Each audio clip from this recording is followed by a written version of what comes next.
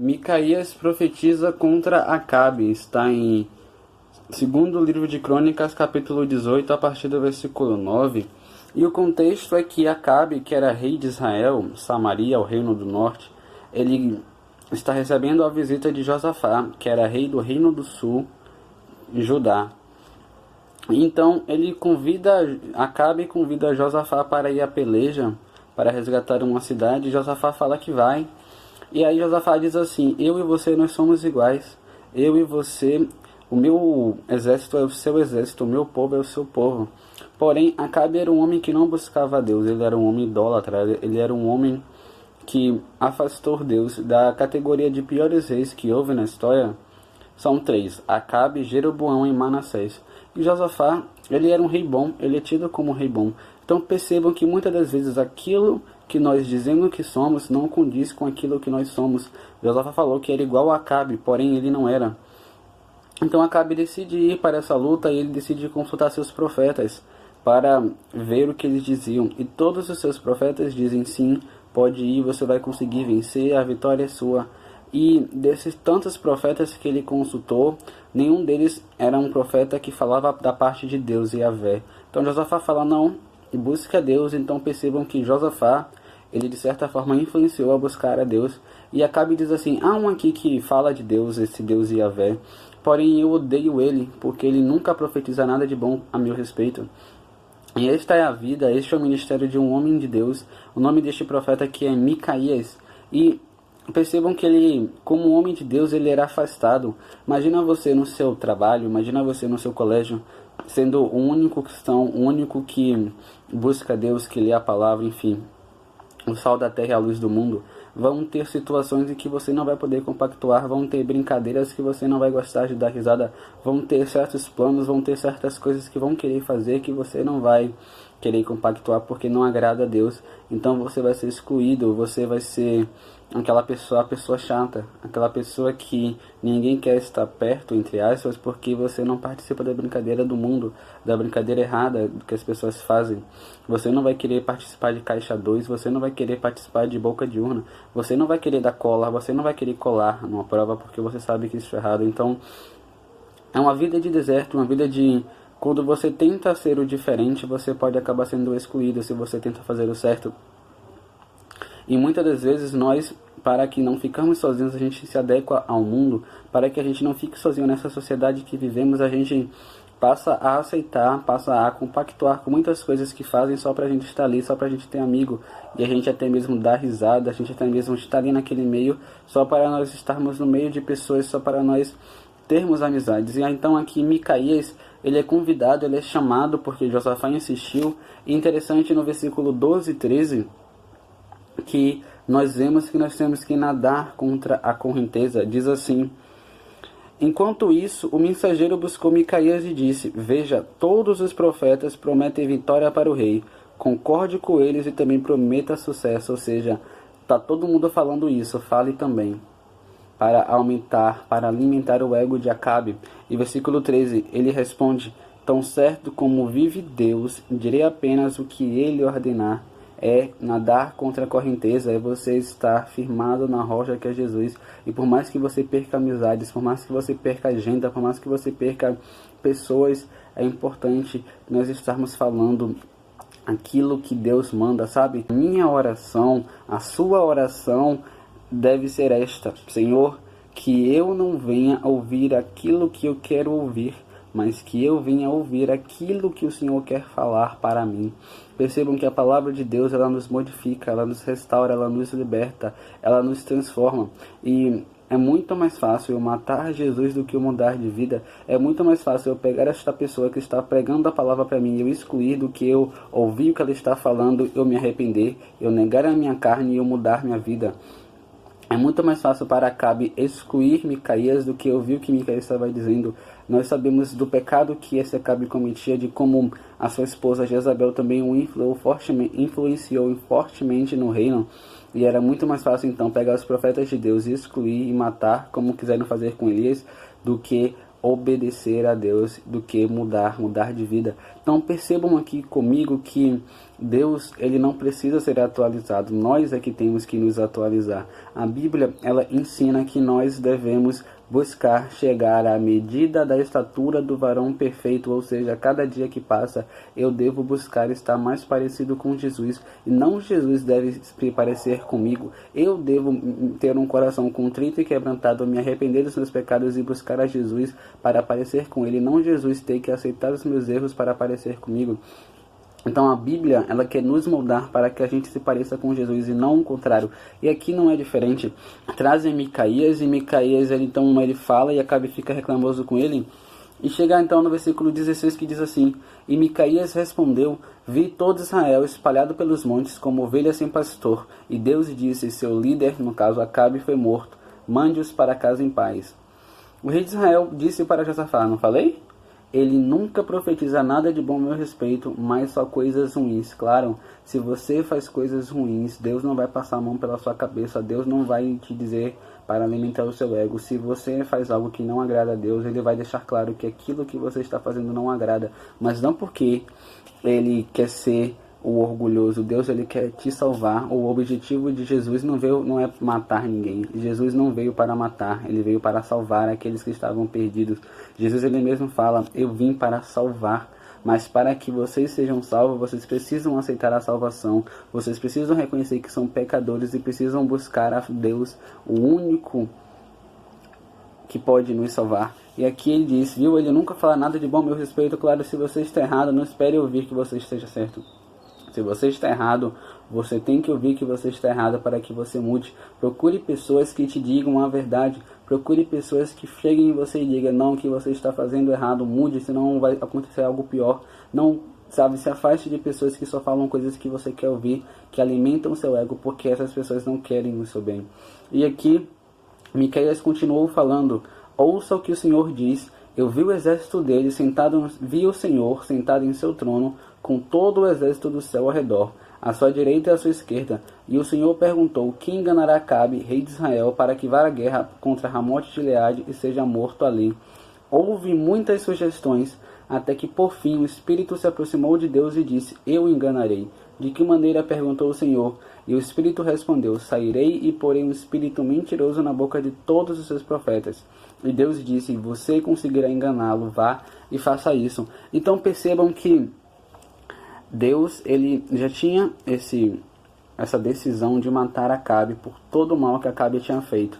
E aqui Deus diz assim: quem é que vai enganar Acabe para que ele vá para a luta e ele morra? Então percebam que tanto para o bem quanto para o mal, Deus, ele já tem algo preparado para o seu bem ou para a sua derrota, caso você seja merecedor dessa derrota.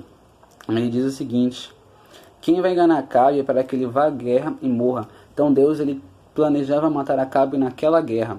E entenda que Acabe, ele já tinha essa inclinação para ir à guerra. Ele já queria ir à guerra. Percebam que todos os profetas de Acabe só falavam aquilo que ele queria ouvir. Então se Acabe falasse: eu quero ir para a guerra, o profeta falava: vá para a guerra. Se Acabe falasse: eu não quero ir, o profeta falava: não, não vá. E quando Micaías disse: se você for, você vai morrer, ele exclui Micaías e só escuta aqueles que dizem para ele ir. Então Deus diz assim: quem que vai enganar Acabe? E o Espírito diz: eu vou colocar nele um espírito, eu vou colocar na boca dos seus profetas um espírito de mentira. E Deus diz: você vai enganá-lo, porque Deus, ele nos conhece. Deus sabia que Acabe já estava inclinado para ir para aquela guerra, então era apenas aquele empurrãozinho. Então muitas das vezes nós temos inclinações, nós estamos dispostos a fazer algo, e Deus, ele sabe disso. Então quando vem a repreensão é para que você mude, e é isso que vai nos dar um coração quebrantado, um espírito contrito. É quando eu estou disposto a mudar a minha vida, é quando eu estou disposto a parar de fazer o que eu estou fazendo para mudar. É aí nós reconhecemos que temos temor a Deus, é aí reconhecemos que o que importa é que Ele cresça e eu desapareça. É quando eu paro de fazer a minha vontade para fazer a vontade dEle, mesmo que eu chore, mesmo que doa em mim, mesmo que o meu ego seja afetado, se não for a vontade de Deus, eu paro de fazer, porque Ele sabe o que é melhor para mim. O que chamou muito a minha atenção foi que diz assim: houve muitas sugestões. Sabe, nós muitas das vezes limitamos Deus. Nós muitas das vezes olhamos para uma situação e pensamos: só há um jeito daquilo ser resolvido, ou aquela coisa nunca vai ser resolvida. Mas aqui diz: Houve muitas sugestões, haviam muitas formas de Deus matar Acabe. Há muitas formas de Deus te abençoar também. Nós não podemos limitar a Deus na nossa fé, no nosso coração, no nosso pensamento. Nós temos que entender que nós servimos ao Deus dos impossíveis, o Deus que pode tudo e que Ele é o dono da prata e do ouro, Ele é o dono de tudo. Então, nós temos que cada vez mais buscar Deus em oração, entregar tudo a Ele, sabendo que Ele pode resolver tudo. Então, nós não podemos limitar a Deus, nós não podemos deixar de buscar a Deus achando que já está perdido, que já está acabado. A esperança nunca morre enquanto Jesus existir. Jesus, ele é imortal. E para finalizar aqui a história, diz que um profeta vem e bate, dá uma bofetada na cara de Micaías, e no final Micaías ele é preso e ia ficar se alimentando só de água e pão até que Acabe voltasse. Como Acabe morreu, ele nunca voltou. Mas percebam comigo algo: Deus, ele sabia que Acabe ia para a guerra, sabia que Acabe ia morrer. Logo, eu posso ter essa interpretação de que Deus sabia que Micaías ia tomar uma bofetada. Deus sabia que Micaías ia ficar preso. Assim como Deus, ele sabe de muitas coisas que acontecem de mal na nossa vida. Mas por que Deus não impediu José de ser preso? Por que Deus não impediu José de ser vendido como escravo? Por que Deus não impediu a cova dos leões? Sabe, porque o propósito é maior do que a dor. Jesus ia morrer e Deus sabia disso, mas mesmo assim ele veio. O propósito, ele é maior do que a dor. E Deus, talvez eu não saiba, talvez você não saiba, mas Deus sabe que o nosso lugar é no céu.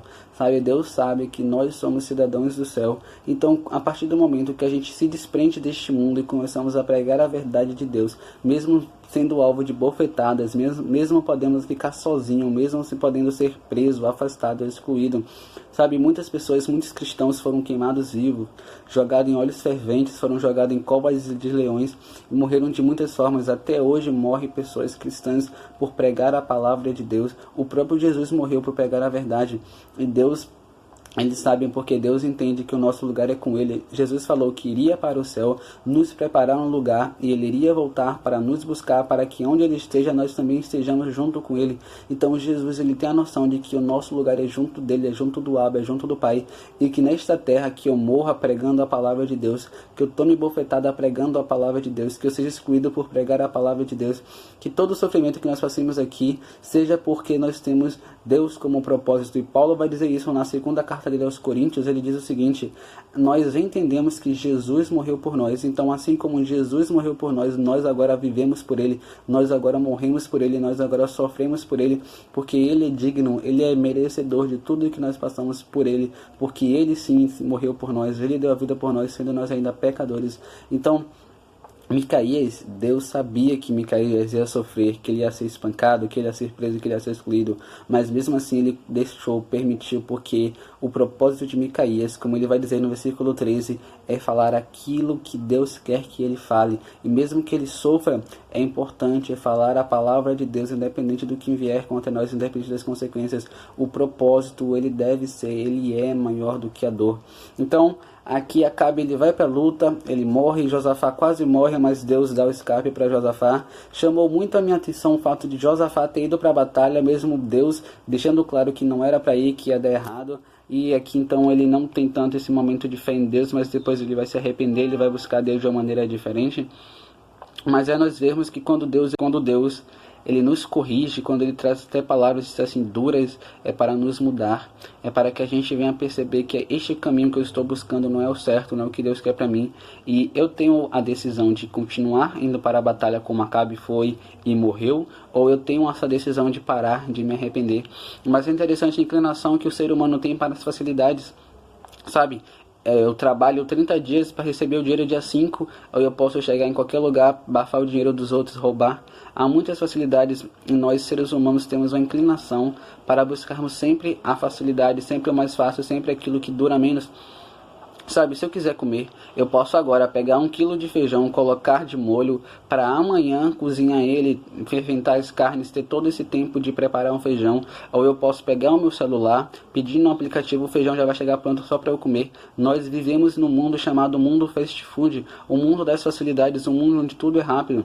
Então nós temos essa tendência de buscar sempre pelo mais fácil, pelo mais simples. É muito mais fácil eu matar Jesus do que eu mudar a minha vida, do que eu querer consagrar, eu gastar tempo orando, eu gastar tempo jejuando, eu gastar tempo meditando na palavra de Deus para aparecer mais com Ele. Fuja deste pensamento acelerado, fuja mundo fast food, nós precisamos entender que Deus, ele tem um tempo, e ele zela pela sua palavra, ele zela pelo seu tempo. Nós temos que esperar o tempo de Deus. E nós não podemos viver no mundo fast food e querer esperar o tempo de Deus. Eu não posso conhecer uma pessoa hoje e já querer me casar com ela amanhã. Não, nós precisamos orar, nós precisamos nos consagrar, nós precisamos buscar Deus e esperar Ele responder. Nós precisamos esperar o tempo de Deus.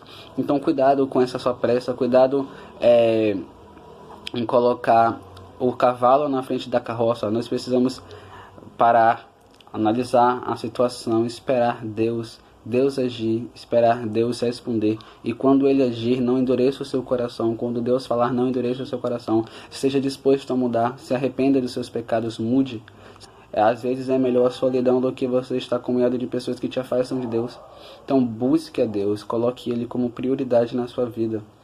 E mesmo que você pague o preço nesta terra, entenda que nós somos cidadãos do céu, que o nosso lugar de descanso é na presença de Jesus, que Jesus ele vai dizer que todo aquele que crê em mim, ainda que morra, viverá, e esta é a vida eterna, é conhecer Jesus. Então sabe, mesmo que eu morra, eu vou morrer por Ele, vou morrer pregando a palavra dEle, porque Ele é digno, Ele é eterno. O nome disso é gratidão por tudo que Ele fez por nós.